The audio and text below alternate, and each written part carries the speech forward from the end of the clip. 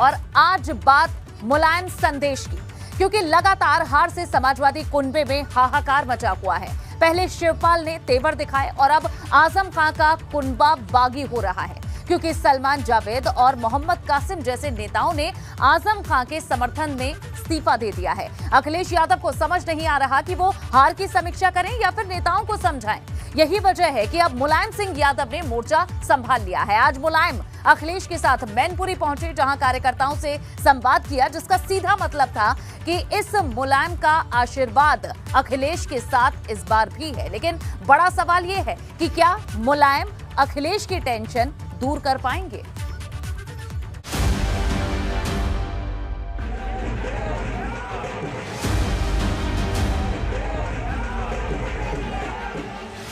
अखिलेश हुए परेशान तो मुलायम ने संभाली कमान। समाजवादी कुनबे में बगावत, मुलायम खत्म करेंगे अदावत।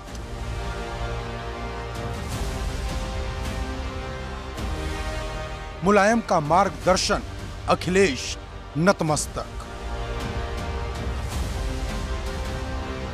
पहले विधानसभा में हार, फिर विधान परिषद में मिला अंडा और अब पार्टी में मची बगावत ने 48 साल के अखिलेश यादव को इतना परेशान कर दिया कि 82 साल के बुजुर्ग मुलायम को मैदान में आना ही पड़ गया।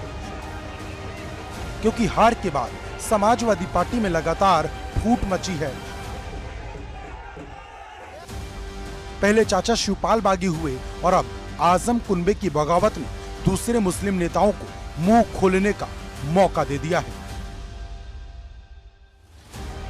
और जब अखिलेश को समझ नहीं आया कि वो इस स्थिति से कैसे निपटे, तो बिना वक्त गंवाए मुलायम ने मोर्चा संभाल लिया और अखिलेश को लेकर समाजवादी पार्टी के पावर सेंटर मैनपुरी पहुंच गए। वो कैसे कार्यकर्ताओं में जोश भरते हैं और बुरे वक्त में कहा जाए मनोबल जो टूटता है उसमें उस मनोबल को कैसे बचाए रखना है। आगे लोकसभा चुनाव है, उन लोकसभा चुनाव को कैसे उसमें लड़ाई लड़नी है, कैसे भारतीय जनता पार्टी के चक्रव्यूह और जो लगातार जो मजबूत चुनौती मिल रही है उसको कैसे मेंटेन रखना है, ये मुलायम सिंह यादव आज कार्यकर्ताओं में एक संदेश देंगे। और आप देख सकते हैं कि अंदर इस समय मुलायम सिंह यादव पहुंच चुके हैं कार्यालय में। अखिलेश के साथ मुलायम का आना और कार्यकर्ताओं के साथ संवाद करना साफ और सीधा संदेश है कि पार्टी पर सिर्फ और सिर्फ अखिलेश का होल्ड है। गौरतलब है कि जो मुस्लिम नेता आजम खान का जिक्र कर अखिलेश पर बगावत का निशाना लगा रहे, उससे समाजवादी पार्टी में खलबली मची हुई है, क्योंकि समाजवादी पार्टी का तंबू मुस्लिम और यादव वोट पर ही टिका है। इसी वोट के सहारे पहली बार समाजवादी पार्टी यूपी में 32% वोट पर पहुंची, लेकिन पार्टी में मची बगावत ने पूरी बुनियाद को हिला दिया। हालांकि अखिलेश कह रहे हैं कि उन्हें संघर्ष का जनादेश मिला है, जनता के बीच जाकर जमीन पर काम करेंगे। इसीलिए मैंने कहा समाजवादियों को जनता ने संघर्ष का जनादेश दिया है। लोकतंत्र के मूल्यों को बचाने के लिए, संविधान को बचाने के लिए जो भी रास्ता अपनाना पड़ेगा, समाजवादी लोग संघर्ष का रास्ता अपनाएंगे।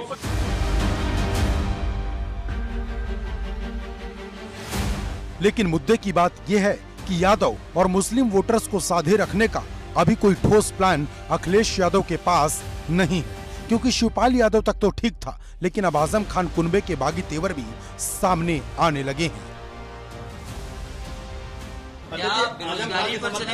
इस्तीफा दिया सलमान राइन ने, जिसने सलमान राइन ने आजम खान के समर्थन में इस्तीफा दिया है। ये जो बातें आज हो रही है 2 महीने पहले क्यों नहीं हुई? अखिलेश यादव पर सबसे बड़ा आरोप यह है कि उन्होंने आजम खान की रिहाई के लिए कोई आंदोलन नहीं किया और न ही इसको चुनावी मुद्दा बनाया। आजम खान के मीडिया प्रभारी फसाहत अली खान ने तो यहाँ तक कह दिया कि अखिलेश नहीं चाहते कि आजम जेल से बाहर निकले।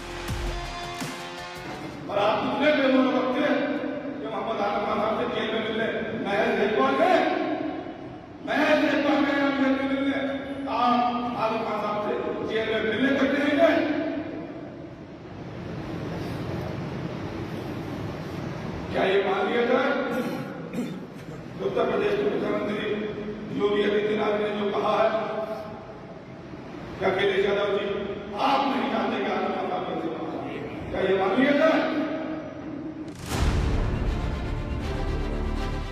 गौरतलब है कि आजम खान 2 साल से ज्यादा वक्त से जेल में बंद हैं। उन पर बकरी चोरी से लेकर भैंस चोरी जैसे 100 से ज्यादा मुकदमे हैं। लेकिन बात सिर्फ आजम खान की नहीं, सपा के नाहिद हसन भी जेल में हैं, जिन्हें चुनाव से ठीक पहले गिरफ्तार किया गया।